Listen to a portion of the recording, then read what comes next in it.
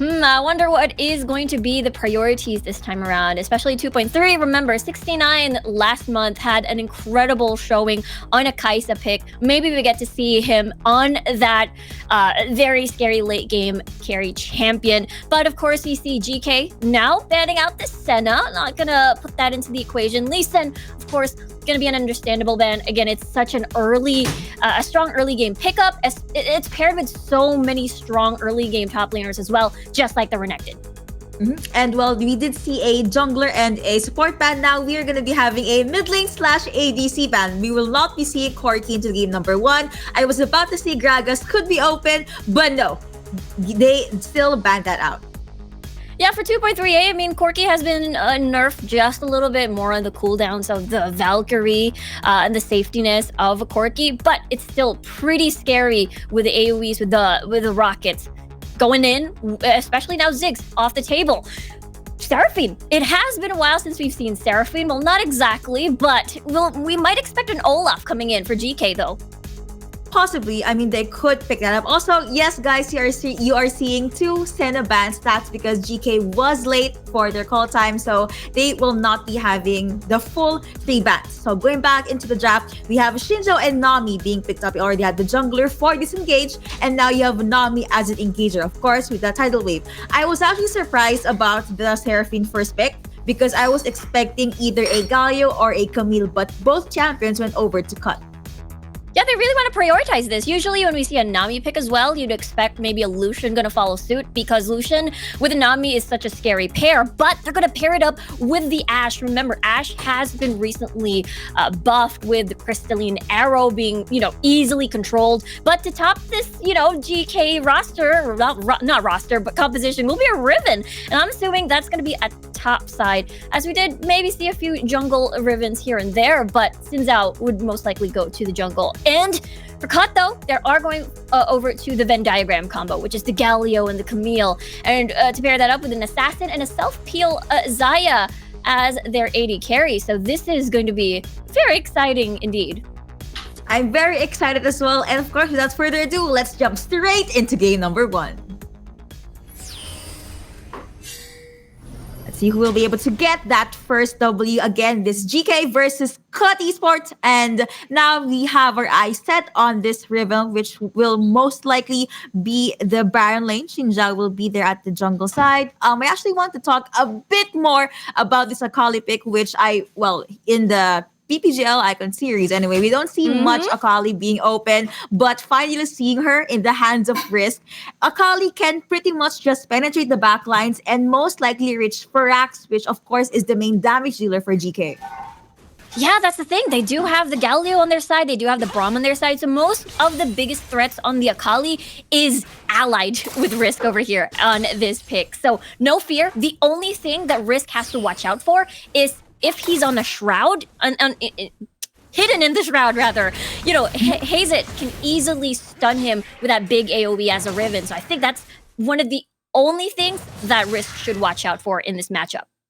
That is true. And now looking at the mid lane matchup, Galio and Seraphine, maybe a few pokes here and there. And speaking of the Shroud, you were just talking about it. Risk already be picking that up just to make sure that Hazet will not be able to advance into his side. Jumping back into the mid lane, just a few pokes here and there. Seraphine does have the slight advantage earlier on. And now at the diagonal lane, just the usual skirmish here and there with the 2v2s. Yeah, there's a lot of vision. You're talking about Xenon here on the Seraphine. There's a lot of vision going around for Geekay Esports here. Lots of deep vision in the jungle of GK. So they want to make sure that they can keep track of Sultanas here on the Xin Zhao. Especially, again, we're talking about Xin Zhao, such a very scary early game ganker as well. We'll see if they're going to make moves around topside as he's looming over that area. No, he's just going to get the Krugs a little bit as GK topside does have priority. Looks like that is going to be him. That is going to be Risk rather, seeing Shinjao at backlines. Galio already popping or getting vision on as to where Shinjao is, and that just made Shinjao fall back. But looking now back at the Dragon Lane, that is going to be the arrows being sent out by Ashe. Few pokes, that is going to be the Aqua Vision connecting onto 2, but no actual commitments just yet. Winter's Bite is going to connect onto 1, but no actual commitments, no actual takedown. But that is going to be the stand behind me being popped, but that is going to be into the bubble. kill. The Alpha is gonna connect again. There is no follow-up. You have the kites coming through. Feather's gonna hurt a lot, but looks like they're still gonna try to go at this very slowly. Ebb and Flow connecting. That is gonna be the Hex Ultimatum being committed onto Ash, and Ash does say goodbye. At the very least, Nami was able to get one kill, and it was a 1-for-1. But as I was talking, Seraphine being able to take out Galio, so now we have 2-1 on the scoreboard.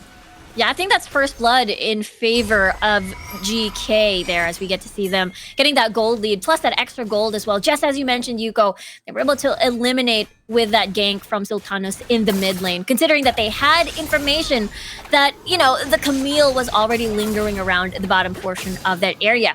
Good thing though, you know, Mia George was nearby, 1v1 though at top side. I thought he was gonna fully commit. Risk, still not gonna risk with the perfect execution. But looking back at this replay, let's see what actually happened in that 2v2 fight. It was risky though. Tamola does have that heal, so that extra auto attack, they were able to get first blood, but unfortunately the jungle of Cut is lingering around the corners, able to get an exchange kill over to that AD carry. Biggest thing though, as well in the mid lane, a successful gank coming from Sultanos. So they were able to get more kills on the board, especially we've seen how Sin Zhao's, when they're able to get kills early, they can spin out of control. Next upside still jumping back into the game, just under 4 minutes. Rift Herald as well as the first Drake will be up in 3 more seconds. Gallery coming with the reset, but you have Camille lurking at the side. That is gonna be the B drop not connecting. Xinjiao, will you try and chase Camille? Looks like he will not commit, and he's just gonna be very happy with the fact that he was able to push Camille back, because this gives him opening to try and get Rift Herald. But Akali is lurking at the sides, and now you have 6ix9ine trying to take down this dragon all alone. Looks like Risk is gonna get a bubble to the face. That is gonna connect, but that is gonna be Risk being able to just jump into safety. Charlotte shot has been popped yet again. Red team being able to get Cloud Dragon. At the very least, blue team will be able to get their hands on this Rift Herald. Yeah, there was an attempt to try if Risk will be able to slow down the Rift Herald take, but the rest of GK were pretty much there and complete.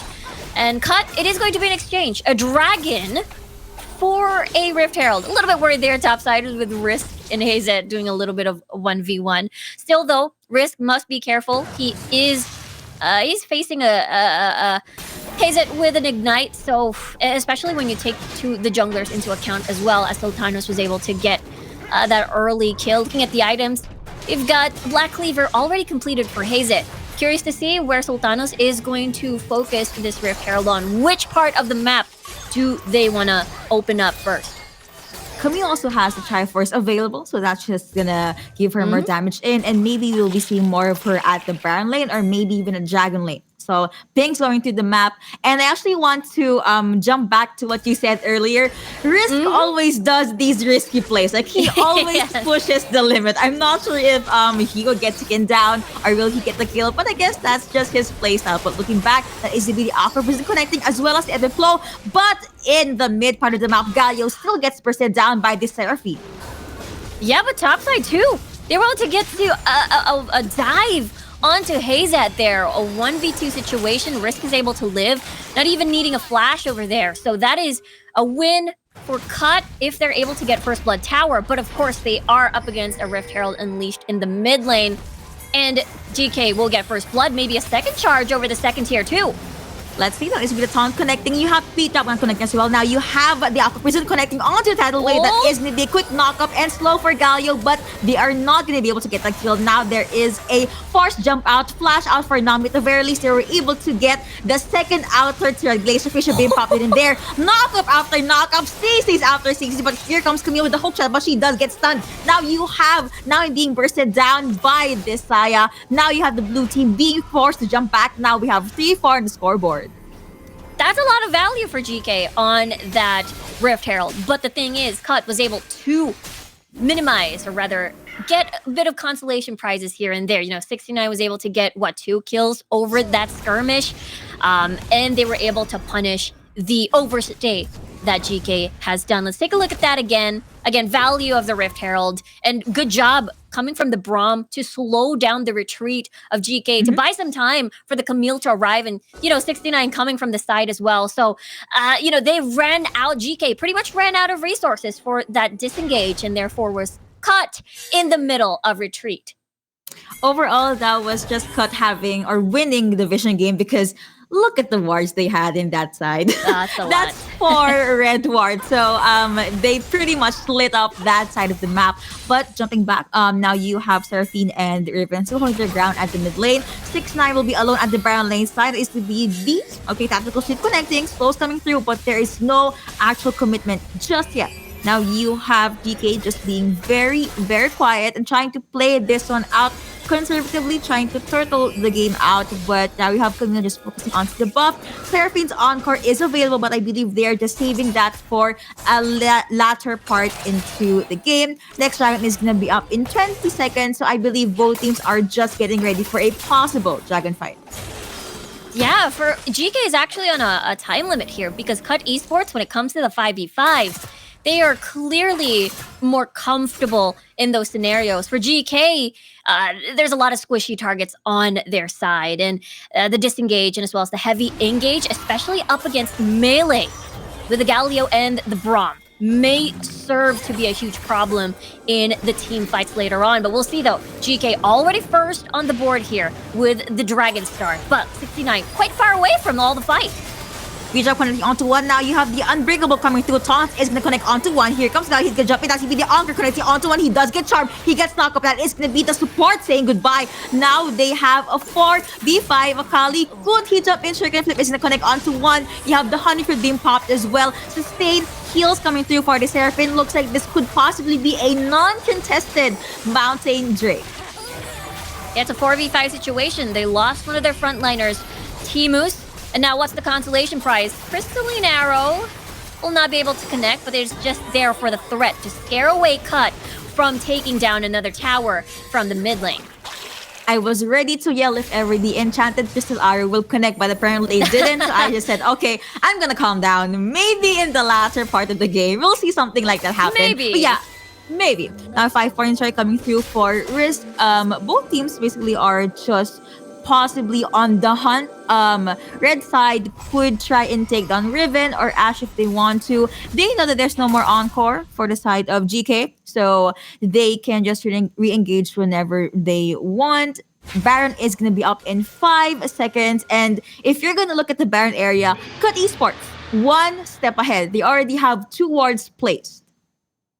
Yeah, they've already got Vision down, but 69 gets solo killed, unfortunately, in the mid lane. Most likely got caught. Actually, no ults were used. And most likely a little bit forward as the arrow will shoot from downtown. Will they get risk? Will they get risk? They do! He did! Right, and that is the stuns connecting. Now here comes Riven jumping in. Some are gonna connect. Now you have the heroes entrance connecting onto one. Try the shot has been popped, and that is gonna be Shinjao possibly targeting risk. At the very least, they were near the turret, so they were able to make it out of their alive. Stuns again coming through for this Braum, but he has Unbreakable. Also, can I just say that Xenon, are you okay? You have 5 kills for the side of GK, and he has 3. This Seraphine really hurts a lot. Yeah, I can imagine the encore plus the tidal wave. It's just a big chunk of magic damage to your face. So once you get caught with one skill, most likely it is going to be a chain of CC that you will most likely not escape. Good thing they've got Team Moose over there with the disengage as the Braum, and as well as the magic shielding coming from the hero's entrance from Joe on the Galio. So it's not a total terror of a combo when we think about Cut's composition against GK. I was about to say that none of the teams are actually touching up on the Baron side, but as you can see, you have Shinjao lurking in the Baron's pit, but he does get spotted out by Risk, if I'm not mistaken, but he just decided to jump out, but they almost forgot. Riven alone at the Jago lane side, he almost touched that turret. Of the very least, Camille was there to hook shot her way and defend this turret. For the side of GK or the blue team, they have very good wave clear as well as Cut Esports. I mean, you still have Saya with those feathers. Yeah, it's really hard to try and push GK down and try to siege. You will most likely have to kill 1 or 2 to effectively destroy a tower. And now Baron going to get attempted a little bit by GK, but they figured, hey, we don't have much information in the deeper jungle of Cut Esports. will just try to play safe, clear the waves. But we talked about this. The 5v5 of Cut, they're much better in that scenario. We'll see if GK is able to get picks here and there before comfortably setting up a 4v5 situation. They have they have everything. They have the big CC locks coming from Tamola and Xenon. They also have, again, the arrow, the enchanted crystal arrow that will be able to pick off from the side lanes, perhaps, especially when we look at the map. It's usually Risk or the Camille isolated in the side lanes. And if we're going to look at the itemizations, right now, Rabadon's already available for Galio, and you also have the Solari Charge Blade up for 69. So maybe you're going to be seeing more of these crazy or groundbreaking plays from Cut Esports. But GK, it's like they will just have to layer their CCs perfectly. Again, Baron is up, but the next Drake, the Ocean Drake, is already up as well. And you already have GK lurking into the Dragon Pit side. But you have Risk alone at Dragon Lane that is in the Twilight Shroud being popped. You have the 5-4 connecting as well. Here comes the Hero's Entrance connecting onto one. Toss are going to come through as well. Here comes Braum being able to pop the Unbreakable, but here comes the other members of Cut Esports. They are going to jump in. Hexic Ultimate being popped there as well. Anchor connecting onto one, onto two, but you have the title being popped in and there. Taya saying goodbye. Now you have Riven being able to take Galio down. Double kill going over to Xenon. And it's going to be a killing speed now. The only champion left from that skirmish, this Camille, was just forced to jump back. I was gonna say, it looked pretty beautiful. We've seen how the Feather Storm is able to dodge these scary AoEs that can lock 69 down, but it was pretty much overwhelming. The fact that practically Risk was just so low, it was 4v5 on paper. 2v1, will you able to survive that? Is it yes, no, maybe he is okay. Beautiful heals coming through from this Seraphine. That is going to be Camille saying goodbye. A shot down for the jungler. Enchanted Crystal Arrow connecting, but the follow-up was just not there. At the very least, they were able to just push Risk back. 14 minutes in, it's 9-4 on the scoreboard. Gold lead in favor of GK. Yeah, 5k gold difference in favor of GK, just as you mentioned. Let's take a look at that again. We talked about this, though. It is the pick potential that is incredibly strong for GK, and they've used this to the advantage. And, you know, basically, we saw Cut come in one by one. Their strength is in these 5v5 setups as well. GK is able to maneuver around that really well in that previous fight. Looking at the items, a lot of Rabadons on the board already with Risk, and as well as Joe. But in the meantime, Solari Charge Blade for the second item already for 69. So we're going to be seeing a lot of the crits that we were talking about, the Radiant stacks. But look at this Death Brush. We'll see if GK is going to be successful for this one.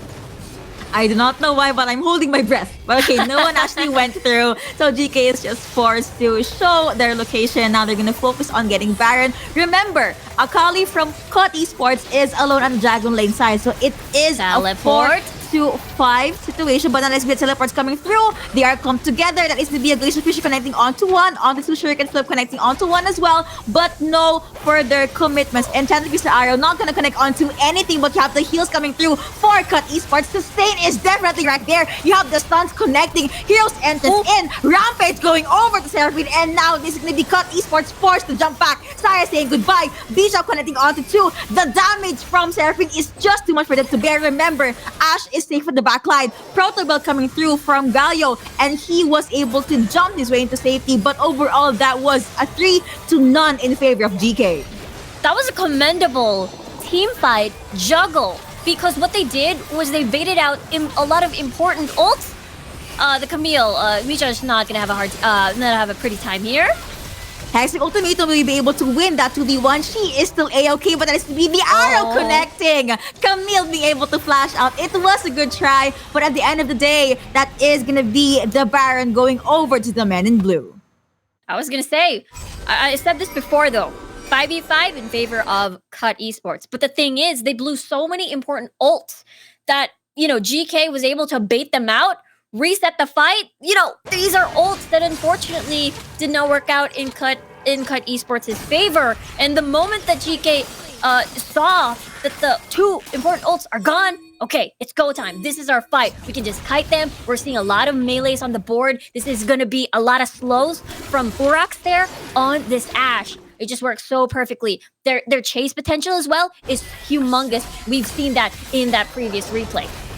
And even though Braum was able to block the Encore, the Unbreakable, just the damage coming out from GK was too much for them to bear. But at the very least, almost 18 minutes in, you have GK knocking onto the base of Cut Esports. Whew, that burst from this singer. Now you have the Encore being popped on top of that tidal wave. Saya, are you okay? But now looking into the mid lane, you have the Hex ultimate being popped. Then and there, Ash saying goodbye. Of course, Aquabirds are not gonna connect. Akali saying goodbye. Then and there, double kill going over to Xin Zhao. And it was a 3-1 in favor of GK. Heals coming through. Speed boost is there as well. They could focus on the Nexus. You have Galio, you have Braum. They do not have sufficient wave clear. They're focusing on the Nexus, and you have GK being able to bag game number 1. Just such a huge upset over here in this series, and GK is able to, assemble this composition with the slows from the Ashe, with a lot of utility with the Seraphine, movement speed, and the wombo combo of the Encore and the tidal wave. It just worked so well, meshed so well in that game, and Cut Esports had a hard time maneuvering around those, said composition. Initially, I thought Cut Esports would be the one on top for the late game, but it looks like GK, they have this 2 layers of ultimate that was just popped at the perfect time. But I believe we have something in store for us. We have the drawing board from game number 1. Yeah, well, let's take a look at, I believe, that last fight in the Baron lane. And I feel like, it is a very key point of the game. We talked about this on how this particular scenario on where I think this is the fight where no ults already. Teemos' ult is basically gone. No ult for Teemos anymore. No Featherstorm for 69 as well. Therefore, any of the self-peeling, any of the disengage means that it is go time for GK to keep pursuing this fight. They have so many slows, they have so much movement speed with the Seraphine and as well as the Nami, just makes it so much harder for Cut Esports to run away, go back to base and reset. And I just gotta hand it to GK with this composition for sure. They knew the fact that, okay, it's pretty scary with the 5v5 comp that Cut Esports has, but all they had to do was bait ult and they're ready to go. Can I just say that I'm so happy you actually wrote in the letters Go. GNO earlier. Go. Then and there. We casters feel the tension in the game as well. But yeah, that's basically the turning point, I guess, for GK. And this was one of the very important moments for them being able to get that first W. But let's see. Are we going to be seeing 3 games? Are we going to be seeing a 2-0? So it looks like it's time for game number 2.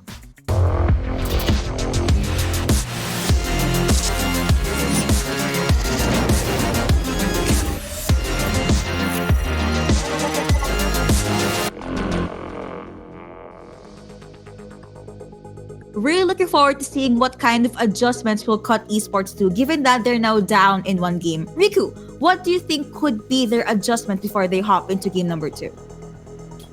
For me, maybe a little bit of more early game movement, I suppose, and as well as early game dragon priority. I mean, they were able to try and secure the following dragons, but unfortunately, it has been GK that was able to take control of the dragon pit. I think it's because of how strong their pick comp was, so it was very, it put Cut Esports in a tight spot in that particular game. So you're saying one of the things that they could tweak on for game number 2 is the draft, right? The draft. Yes. The draft. I know. I'm excited to see what the draft is going to look like, what the switcheroo is going to be, if Cut Esports will decide to. Because on paper, Galio Braum on your team looks incredibly strong. There's a lot of disengage and as well as sideline pressure. So we'll see if the bans are going to be similar as we look at, Lee Sin and Senna already first on the board, like the previous game number 1. Yep, they're gonna still stick with their first 2 bans. Now, Graga's still not gonna be available for the table. Sadly, I would love to see Explosive Cast, but no, GK don't want that. They don't want a very strong disengage ultimate up in the table. Still gonna be banning out Corki, and we mentioned this in game number 1. They could pick up the Olaf composition, but no, still gonna be in the ban area. Yeah, Olaf can be paired with many things. I mean, in the previous series we saw tonight, we've seen the Lulu. Lulu is also another popular pair with an Olaf. So, GK just do not want that in the equation. But first pick, Xin Zhao once more. We've seen this region in particular they like to flex it either topside Xin Zhao or in the jungle. So we'll still see where the Xin Zhao is going to go. Nami, Lucian pair maybe for Geekay Esports. That is a possibility. I mean, you did say that the Nami-Lucian combo is very, very strong, but now you have a Katarina. So now you have this very strong assassin that can burst down the squishy champions. And Geekay Esports, they answered accordingly. You can't burst him down if you have a beefy frontliner that has taunt. So that's Galio right there. Yeah, the easy CC lock again. It is going to be very, very interesting to see where the timings are going to be for the Katarina to go in, because you have that fear of that Galio. But of course, they're adding in a setup here with this, Alistar pickup. So there's the knockups, there's the headbutt as well. Akali's still going to be over towards Risk. So Cut forming a very similar composition with a little bit of differences here and there, mainly on the Nami pick and as well as the Kaisa. Made me think, I guess, of course, this is going to be Kaisa safe with the backline. And if ever you have maybe Ezreal, Shinjao, or maybe even Riven trying to penetrate the backline, you're going to have an Akali greet you with her shuriken, with her 5-point strike. So that is going to be a lot of problem, a lot of burst and damage basically on the board. So without further ado, let's jump into game number 2.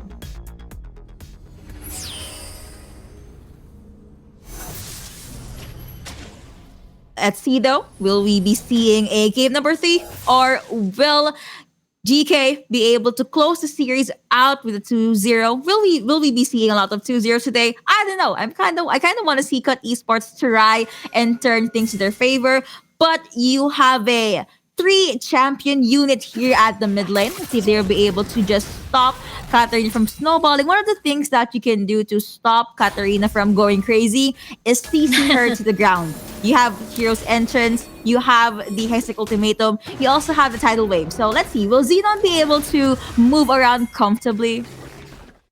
Yeah, there is the bubble as well in the tidal wave. So there is, just as you mentioned, a lot of CC answers to a Katarina once, the ult starts coming in. And I'm curious to see how this entire series is going to go. Because remember, Geekay Esports, they were first place Group C in this group back in June, second place back in July. And, they've shown how dominating they were in their particular group alongside with Sunlight.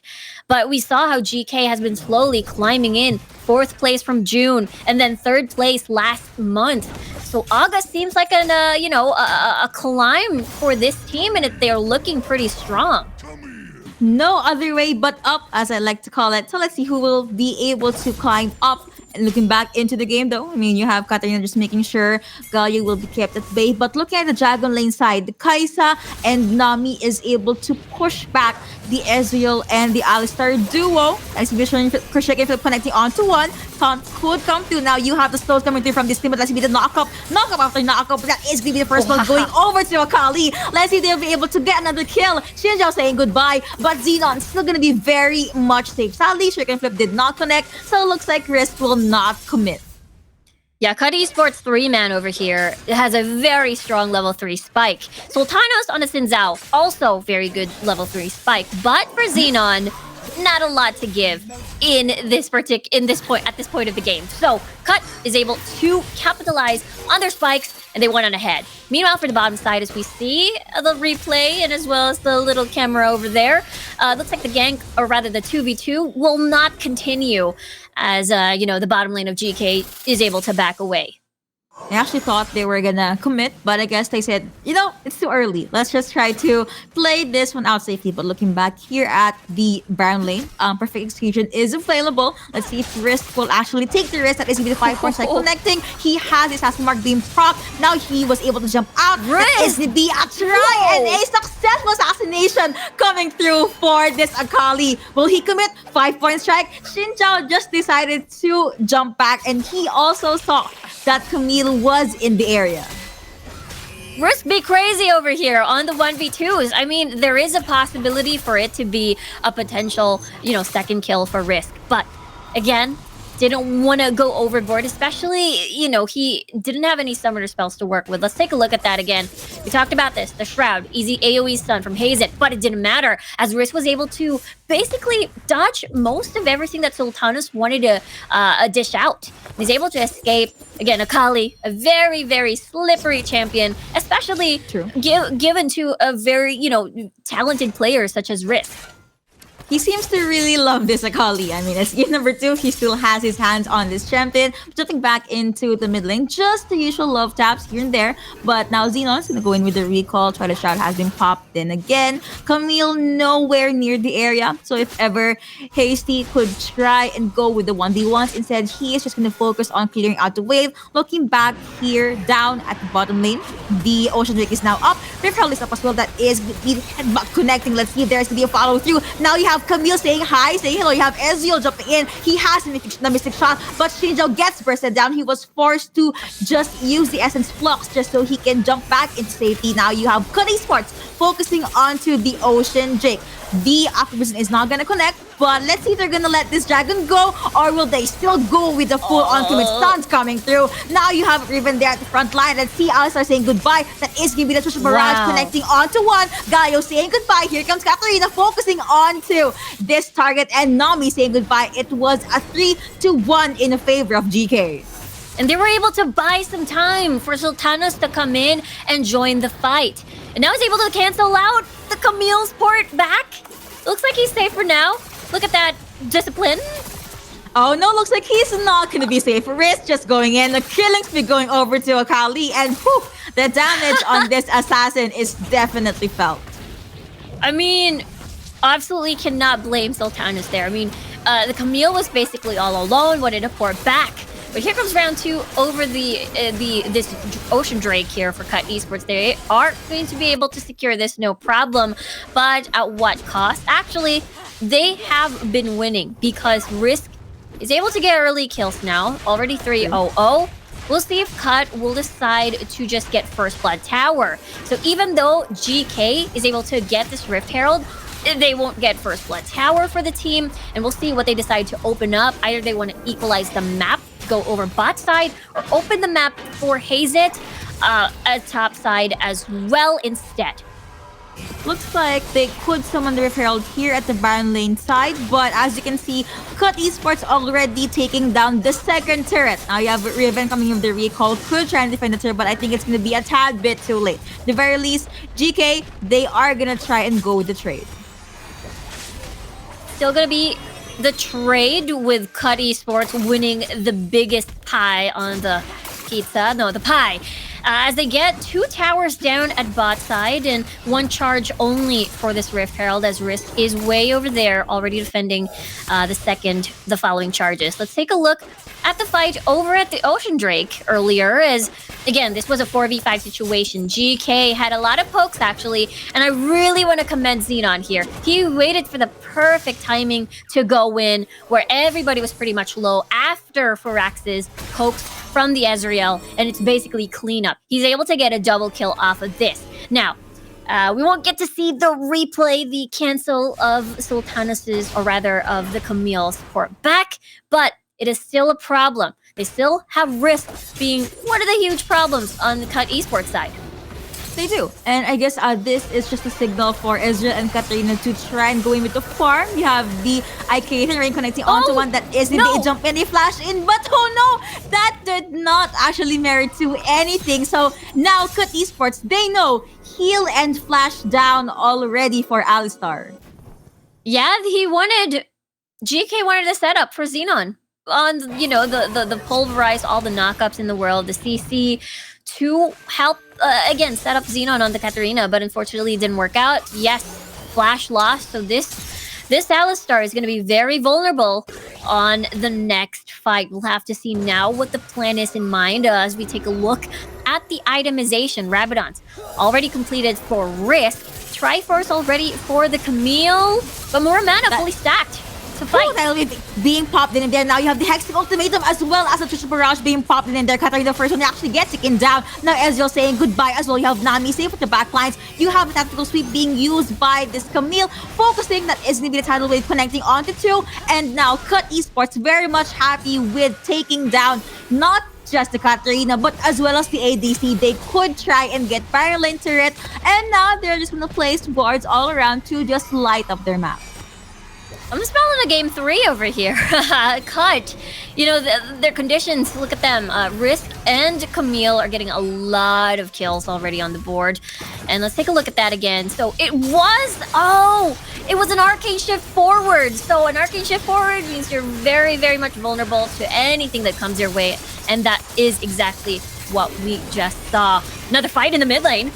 Rampage going over to this risk. Trisha Barrage being popped in there. You have the knock-up. You have Xin Zhao being taken down. That is the risk down to the last bar of his health. Tidal Wave coming through. You have Camille focusing down on the Riven, but the damage is not enough to take down this Camille. Also has that passive being popped. Now you have the taunts connecting. Double kill going over to Camille. Rampage at that. Ezreal saying goodbye. It was a 4-0 in favor of Cut Esports. I think we have this thing called Caster's Curse, but I think when I said I kind of want to see a game 3, Cut Esports, they said, okay, hold my beer, I got you.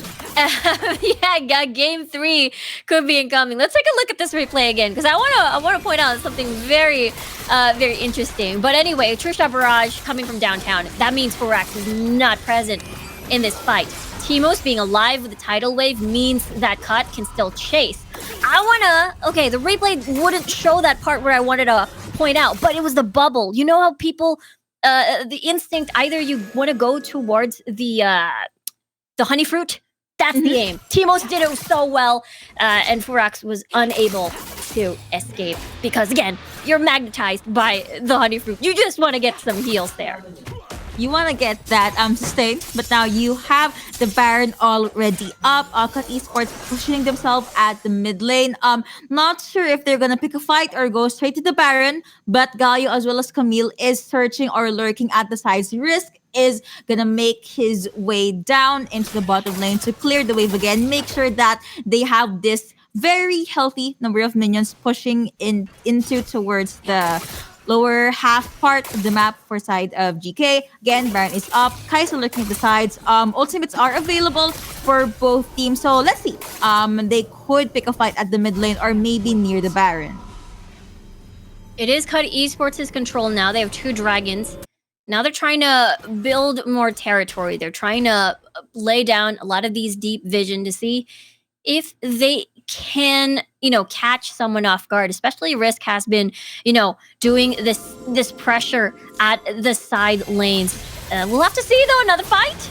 Hexing Ultimatum connecting onto 1. That is going to be the kill going over to Kai'Sa. Katarina saying goodbye, but you have the knockups coming through from this Alexa. He was able to isolate 1, but that's a Galio. He has stun and he's very, very tanky. At the very least, GK is going to fall back, and Cut Esports being happy with that 1-2 trade. This is the green light for them to take Baron. On top of that, Risk is actually in too deep. He is poking the last turret at the Dragon Lane side for GK. Yeah, and Forax is not going to be able to 1v1 Risk. He is humongous in this game. And look at him. He's still in too deep at the deeper parts of GK's, base earlier. And still no fear, even though there are no vision. He has no flash now, but he still has a lot in his kit to just survive and escape anyone that decides to pin him down over his split push duties. Now, Baron has been acquired by Cut. They are going to be, again, sieging. We'll see what GK decides to do as they are going to go defense.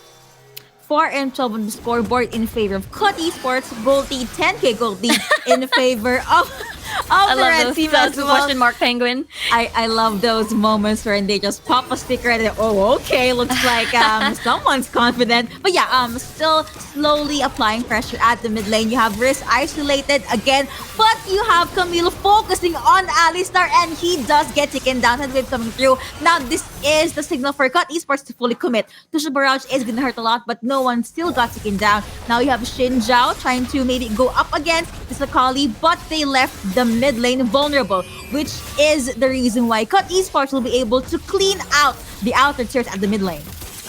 Yeah, they're doing a 1-3-1. Take note that two of the split pushers from Cut Esports managed to get early kills, and this is what we're seeing now. This is what GK is feeling right now.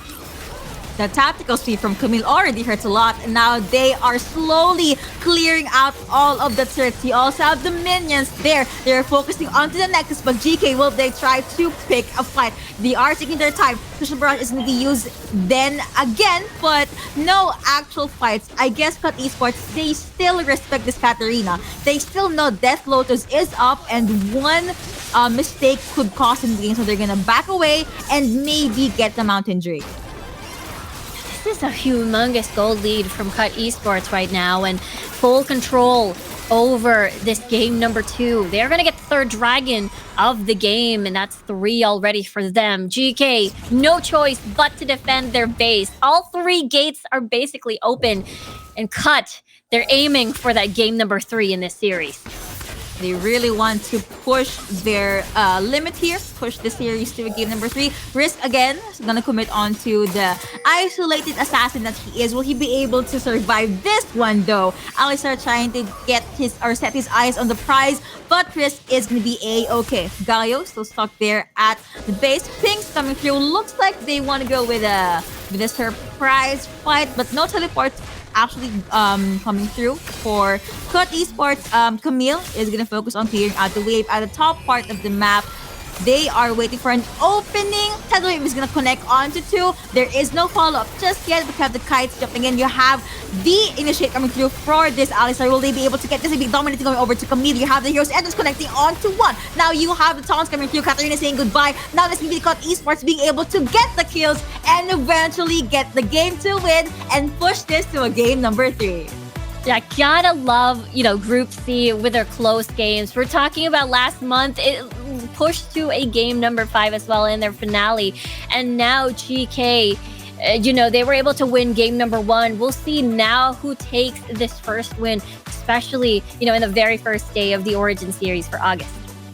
Man, that was just a beautiful draft coming through from Cut Esports, and I guess they executed it a lot cleaner rather compared to game number 1. GK did not have any room to breathe. At some point, Alistar, he knew he needs to initiate. He knows he needs to flash in, maybe get in with the pulverize, but he just cannot find the target. So let's take a step back and let's see the highlights from that game number 2.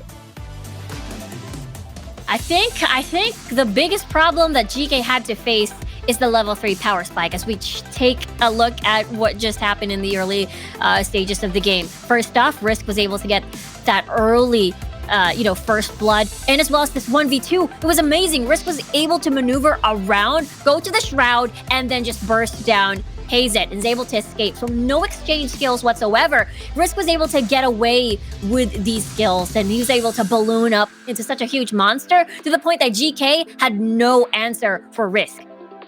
That was actually a good headbutt, but he got greeted by a taunt. And then there you have the response for the side of course, Cut Esports. They were able to go in with a cleanup. At the very least, this was, I guess, one of the moments that I did see Xenon, or I did see Katarina shine. But other than that, she was just left to wonder, who's my target? How am I gonna penetrate the backline? And Cut Esports, they were just able to layer these CCs, these taunts, and they were just able to set a clear path for Risk to take. Yeah, it is the setups that we saw. We saw T-Moose is able to get the tidal wave down, get the heals on the board, able to assist Camille as well. And the Galio coming in, Joe with a hero's entrance when needed, when Risk is isolated from, the solo lane split push. The solo lane split push basically, either from top or bottom. It's just the perfect formula, perfect setup to let Risk and the Camille shine as well. I actually love the 2 champion heroes entrance. After the knockup, Camille jumped in immediately with the Hextech ultimatum, and GK, they just had no other choice but to prepare themselves for a game number 3. So this can be the first full 3-game series for day 1. Huzzah! Looks like when we cast together, we see a lot of game 3s. Yeah, I think that could be possibly the trend. Maybe patch changes and a lot of growth from the Origin series since June. So I love it. A game number 3 coming in on the first day. And of course, speaking of game number 3, let's take a quick look and a possible last look at the team roster before we jump into the pick and ban phase.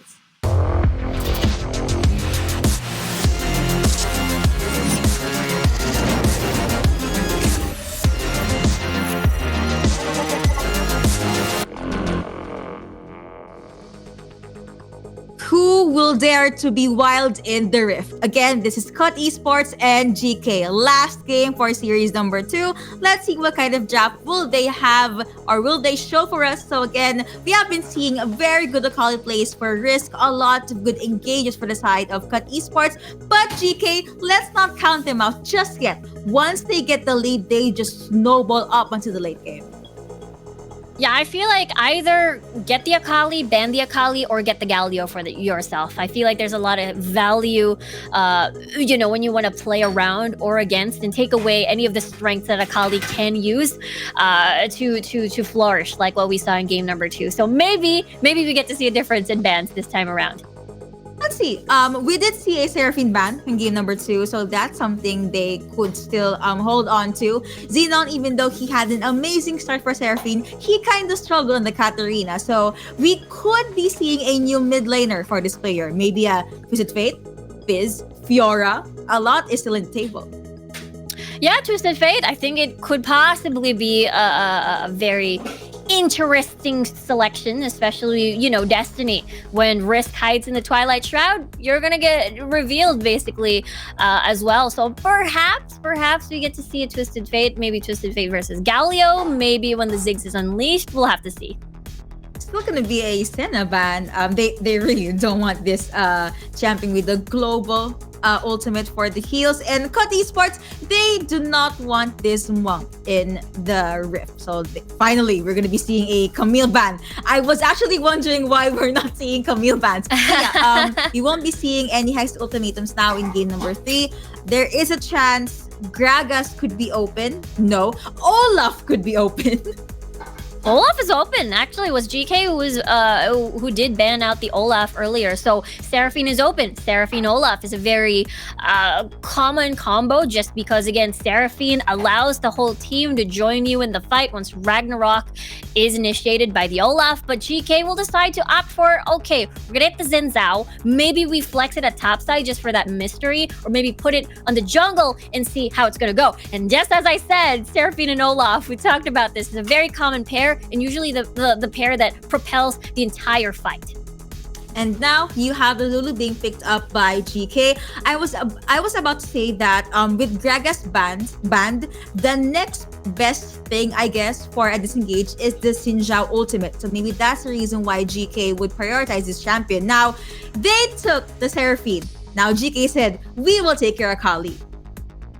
Yeah, and Akali plus Lulu too. So that means the survivability plus with the wild growth of an Akali or maybe a Xin Zhao when going deep into the fight will increase exponentially. And you add in a Riven as well. A wild growth Riven is not going to be pretty for Cut Esports. So I am excited to see how the fights are going to go, because this is similar to what GK assembled in their game number 1 victory. Meanwhile, for Cut, I'm seeing a Renekton. I'm excited to see how this is going to pan out for Risk, especially he had a phenomenal game in his Akali in game number 2. I mean, if you just want to survive against Akali, just pick a Baron laner that can survive the early game. Of course, you have your friendly neighborhood Crocodile Renekton on top of the boards. With all of that said and done, you have the drafts, you have the bans. Let's just jump into game number 3. Still, let's see what is gonna happen. I'm actually looking forward to the Dragon Lane fight here. Who will be able to snowball first? Who will be able to just land those CCs? Speaking of CCs, a lot of CCs for the side of Cut Esports, not just AoE, but also single target.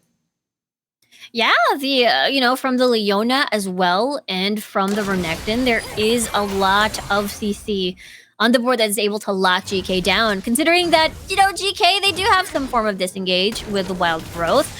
But at the same time, everyone is pretty much squishy. I mean, that is the reason why Lulu is very important. Make a squishy champion less squishy with your wild growth and your shield. So we'll see now in the fights later on if Sultanos, especially if they're able to get, get ahead early, especially when we look at top side. Now you have, that was Timu's just overstaying his welcome, but they're gonna focus on till this Lulu stuns are gonna connect, and that is gonna be the kill, going over to 69 even. So a beautiful first blood, a beautiful start for the ADC on Cut Esports. Usually, when you want to put a strong level 3, level 2 spike behind, you take advantage of their level 1. Try to kite them down, especially you're in this matchup, melee, and then you're both range with range support on the Lulu. But that didn't happen because we saw everyone in the mid lane soaking up experience, clearing the wave to get priority for Seraphine, for Joe. So we didn't get to see that level 1 tussle that we usually see. And, it was Tamola, unfortunately, that had to take the blunt of the hurt from Timus and 69 over there at bot side. I guess at the very least, their ADC was not the one that got taken down. Now, besides Day is coming through for risk, gonna focus on Visakali, but Xenon will be able to just pop in and try to trout and just protect his way under the turret. Now you have this Olaf. I thought he was gonna go in with the gank or the engage, but looks like he's gonna try and go with the recalls. He is holding his ground. Could try and help this Kaisa as well as the Leona. He is still not being spotted out. Now, looks like it's gonna go back into default as Ashe as well as Tulu will just target the minions. How the Voids here connecting onto none, but then there's gonna be a lot of arrows being taken by the bot lane duo by Cut Esports. Yeah, they can just keep doing this. They can just, let Forax be able to poke out with the arrows, with the volley. Sultanas, though, sense that, okay, most likely cut bot lane, decided to go back home, buy some items, reset, not risk overstaying their welcome, especially level 5, a very critical point of the game. You've got a lot of single target stuns with Forax as well on the Crystal Arrow, and as well as the Wild Growth for the disengage. So this is extremely important. Whatever Timus decides to stun fully, most likely Tamola will be able to get that Wild Growth on the board. Mm-hmm. Problem is, if ever it's a 2 or 3 champion, if the ultimate rather will connect on the 2 or 3 champions, so Tamola will just ask, who do I prioritize? Are we gonna go with Riven? Are we gonna go with maybe Ashe? So let's see what is gonna happen. The latter part of the game, Shinzhou lurking at the dragon at the Baron lane side. Olaf is there as well. I actually like the Riven and Seraphine matchup. The moment Riven gets close, it could possibly be the end of Seraphine, which is why Joe is just playing it out safely or conservatively in the early game. Yeah, it could be a little bit risky. A good thing, though, this is, Joe being very extra careful, managing the range, making sure that Joe is not going to be in kill range whatsoever. He does have some heals, so that's a little bit of that win over there in the lane. Look at Xenot. He's pretty low from the 1v1 between Risk. Therefore, decided not to pursue that, especially Risk has been carrying Ignite. So Risk could possibly look for kill maybe later, as we take a look at Rift Herald now being started by Cut Esports. You want to focus on the objective game. You have the wards coming through, but he does get meet by the enchanted crystal. You have the arm connecting as well. You have the beat drops connecting onto no one. That is Nibiru next to being taken down. Now you have Timo jumping in. He is being targeted by the members of GK. Now you have Ashe in the backline. You have the ultimates coming through by this Leona. He jumps in. He flashes in with that Ragnarok. Now this is the time for Cut Esports to go in with the re-engage. That is the killer instinct in 469. Leona saying goodbye. Knockoffs coming through, but you have the Undertow connecting onto none. Now that is going to be a 1-1 in favor of no one, but maybe in favor of Cut Esports because they have their hands on this Rift Herald. Yeah, they were still able to get the space that they needed despite the Encore not hitting quite right. The Solar Flare only slowing down 1. At the end of the day, that Ragnarok timing coming from the Olaf was able to basically scare away the low health targets of GK. They were able to get Forax off of that fight, off of that skirmish. And now we'll see if Cut is able to get 2 rewards. They got the Rift Herald, now they're aiming for this dragon. Take note, Cut still hasn't done the reset. GK already did. That is going to be a initially coming through from Timos, but he does get CC'd to the ground. Now have the beat up connecting on the 2. Here comes Xenon at the front line, being able to burst down at Leona. Stuns coming through. Akali saying goodbye though, and you have Risk being polymorphed. Now that is the green light for the side of GK. I mean, this is the red light for the side of GK. They are gonna fall back. Risk was able to pop his ultimate already, targeting this Lulu, but he does not have flash anymore. Now you have a 6-9 trying to defend his teammate. He has shields, and Risk is still A-okay. What? 69 sacrifices his barrier to make sure the Risk was still safe and sound. And it looked a little bit dicey for him because, again, it's so hard as a melee when you can't reach an Ashe and you're forced to back away and all you eat are slows from her arrows. Let's take a look at the replay again. This was the fight near the Rift Herald, and it was the Wild Growth being targeted onto Hazet there, but a lot of the ults already gone. No Wild Growth means that GK pretty much squishy, and that is basically the go signal for the Olaf to go in. Timos with a really nice max range Zenith Blade as well to slow down, the retreat coming from GK.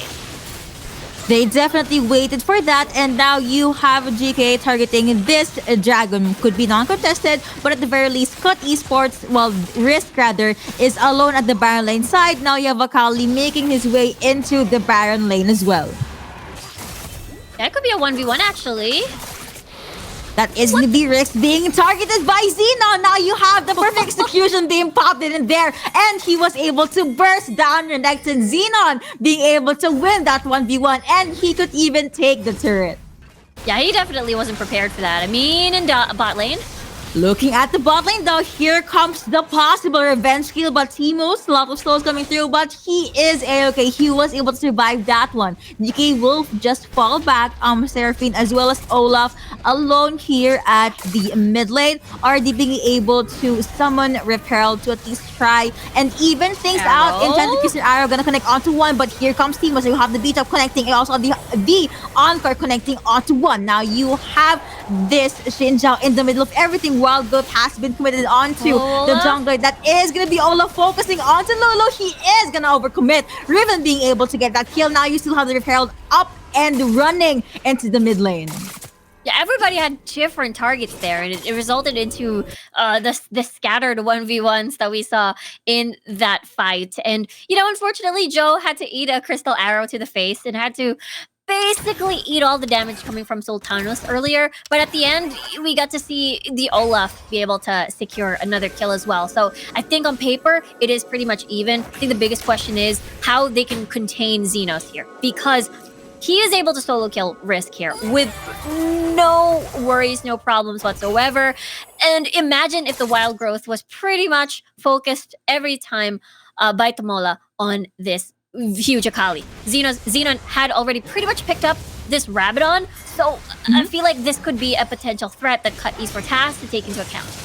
The arrow did connect onto one, but now they are going to go with the re-engage. Now you have Ashe at the front line, still going to go and try to kite Risk down, but Risk will be able to walk his way into safety in the mid lane though. You have 3 champions focusing onto the mid lane turret. Cut Esports running this 1-3-1. Will they be able to get that? Of course they will, but will GK do something about this? Of course they will as well. Now you have the Beach connecting onto one, onto 2, but that is going to be so much damage being dished out by Xenon being able to get a double kill. Rampage at that, killing spree going over to Hazet, and Cut Esports left to die with their 2 teammates down. 3 rather, teammates down.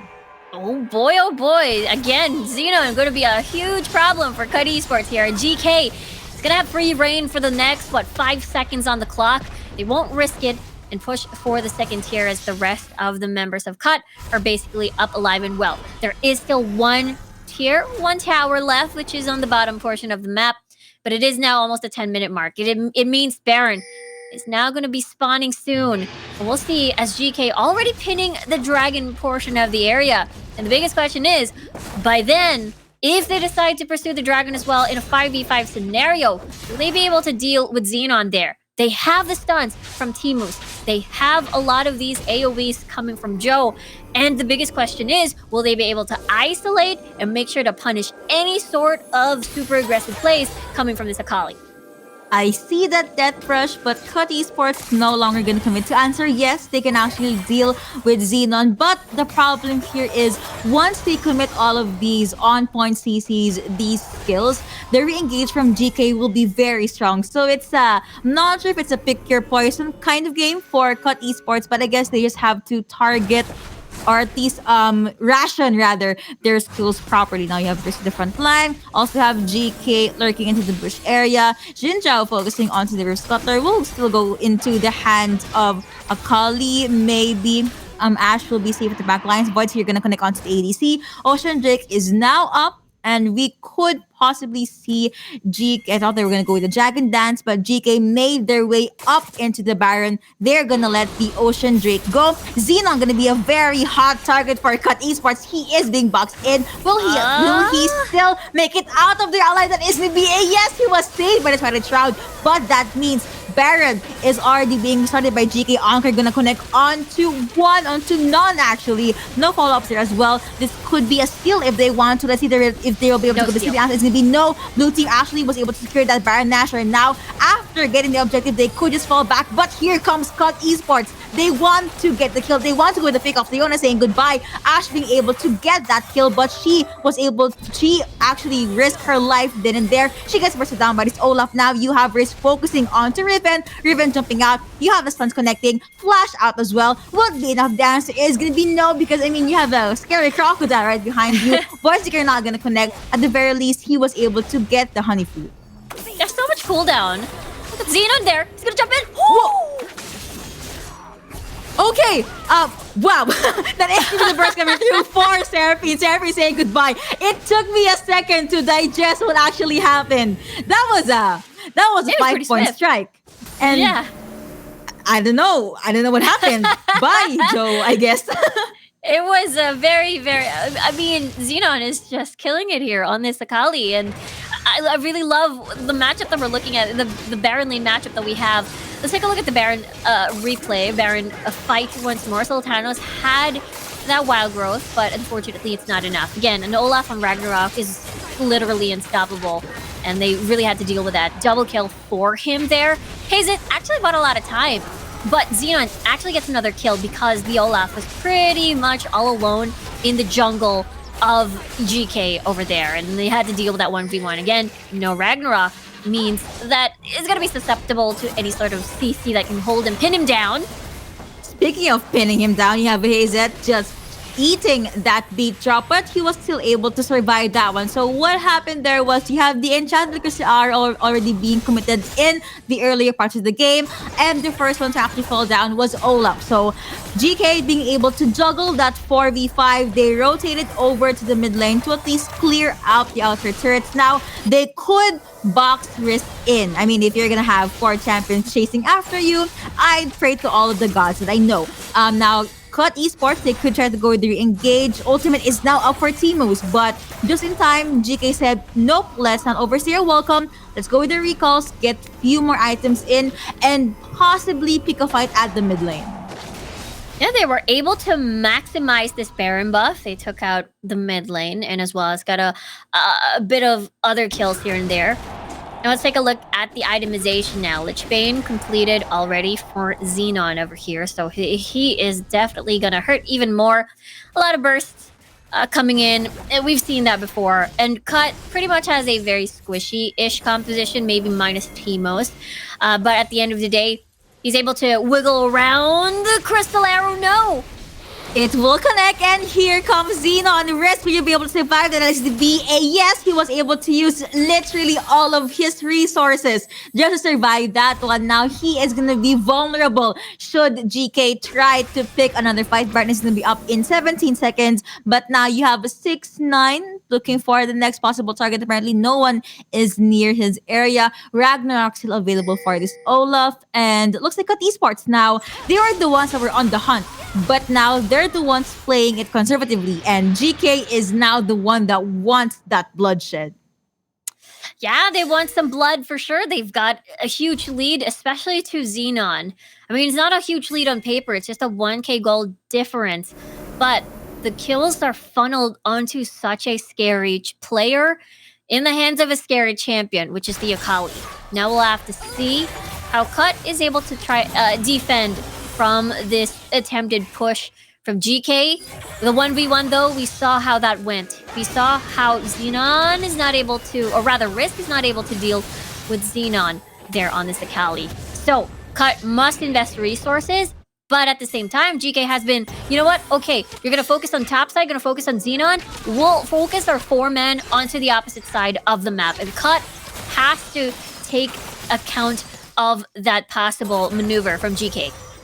I guess GK, well, Xenon is going to be a sacrificial lamb in the later parts of the game. That is going to be the arrow connecting onto that Olaf. But Olaf has that Ragnarok. Now you have the strong engage coming through for the side of GK. You have a lot of CCs to survive. That is with the flash out coming through from Leona. But look at Xin Zhao. He is still A-okay. That is going to be Akali being the first one to get taken down. A shutdown on Xenon, in fact. And right after Akali saying goodbye, GK decided to just let it go. Just kidding. But the next dragon is gonna be up in 22 seconds. Baron still up. Cut Esports, if they want to, they could get Baron, given that GK is gonna go with the reset.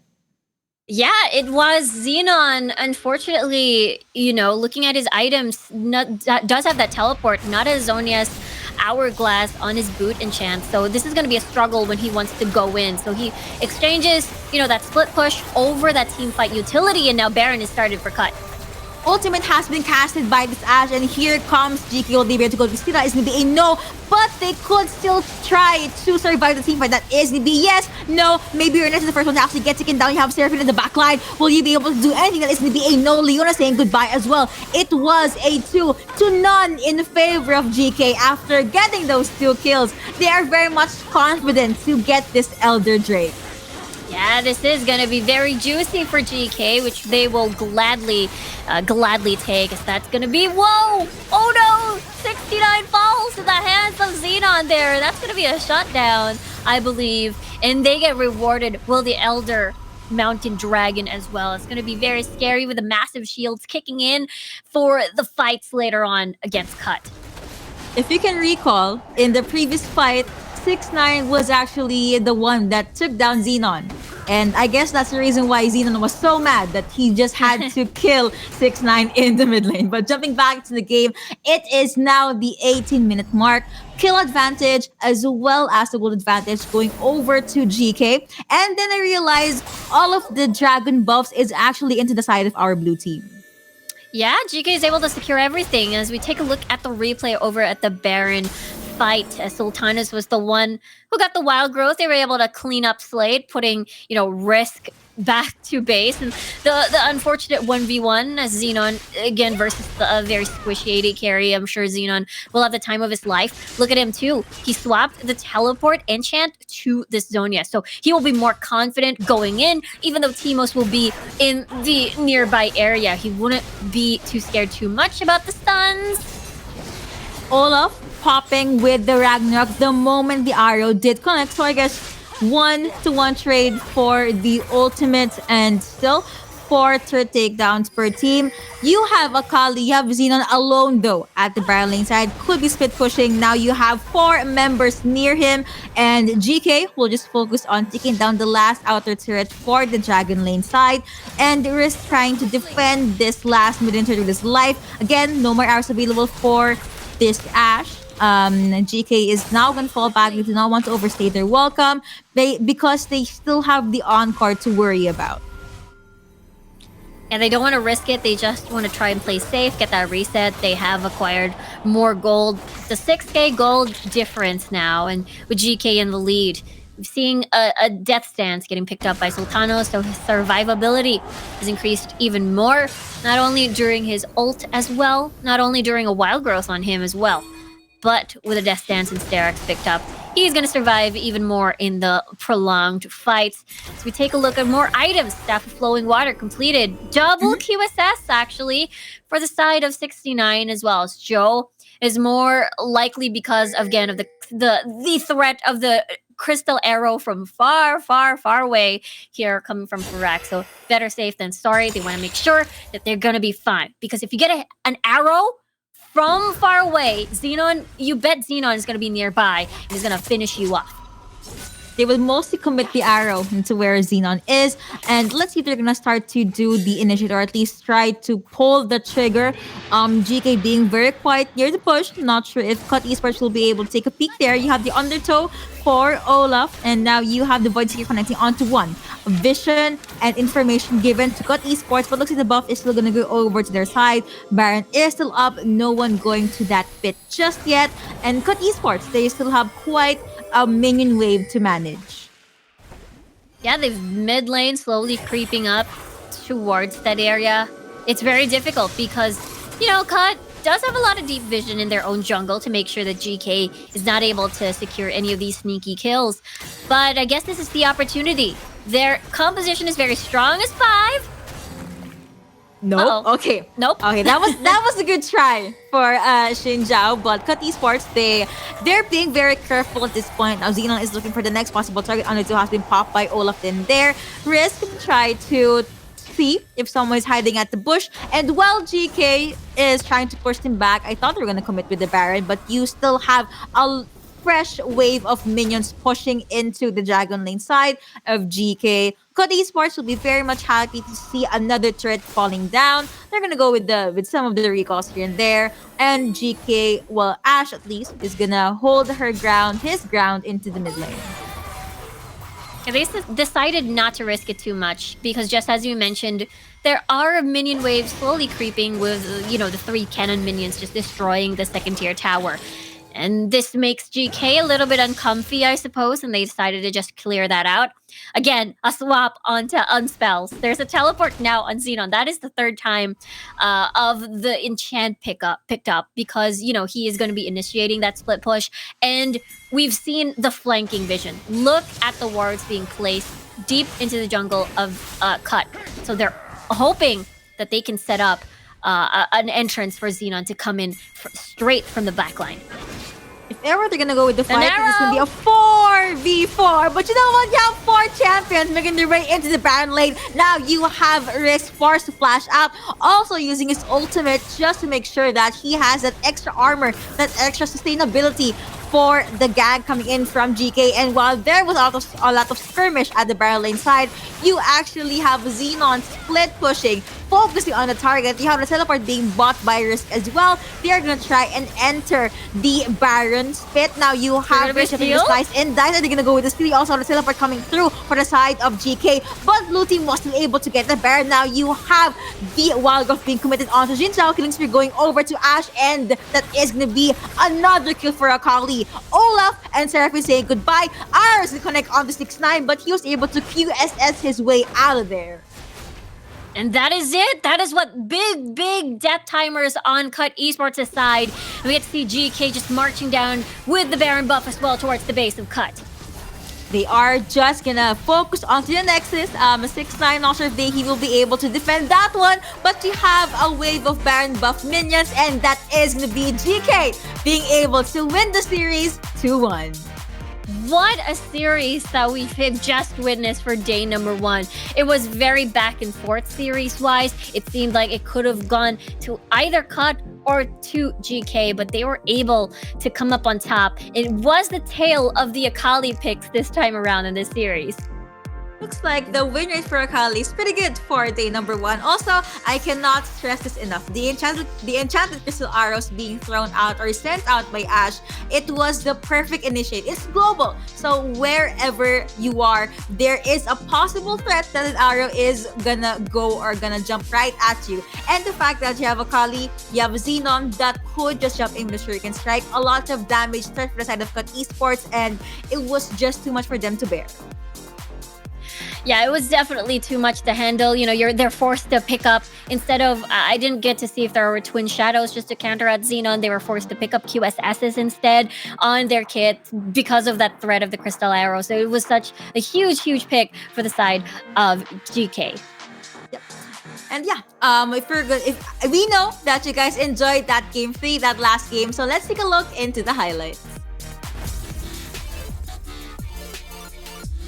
Yeah, I really like this arrow there. The first arrow on the first highlight. Right? This is one of those instances where the encore didn't exactly, land to where Cut wanted it to be at, but it was the patience of this certain skirmish where, okay, everybody else from GK pretty much burned a lot of the key ults. We saw how Forax was pretty much behind on that retreat line, and it was the go signal for the Olaf to activate Ragnarok and just chase people down.